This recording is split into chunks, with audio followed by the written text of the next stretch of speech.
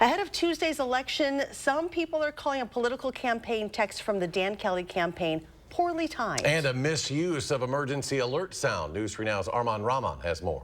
During last Friday's tornadoes and severe thunderstorms across Wisconsin, imagine you got a text message that looks and sounds like an emergency alert. Some people didn't have to imagine. I've seen through social media, plenty of folks from all over the state have reported seeing it. It was actually a political ad video from the Republican Party of Wisconsin and the Friends of Justice Daniel Kelly. We can't play the sound they used because it is so similar to the national, state, or local emergency attention signal. I'm really surprised that they tried to do an ad like this. That's the exact reason why the Democratic Party of Wisconsin filed a complaint with the FCC. Honestly, if we were to do the same thing, I would expect a complaint to be filed against us and to be held accountable because this is just so outside the norm. The Republican Party of Wisconsin tells us the texts had been scheduled for days. According to FCC rules, no one is allowed to transmit or simulate an emergency signal for anything other than a national, state, or local emergency. A simulation includes sounds that mimic or are substantially similar to them, such that an average listener could reasonably mistake the sounds for an actual EAS code or attention signals. People were paying attention because they thought we need to learn something to do to keep ourselves safe. And then if what they're learning is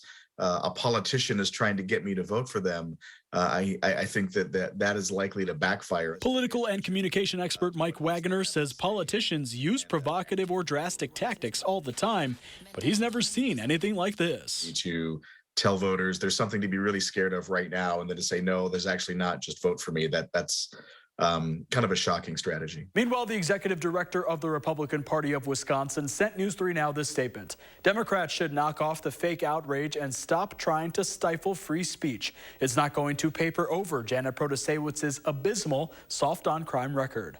For News 3 Now, I'm Armand Rahman.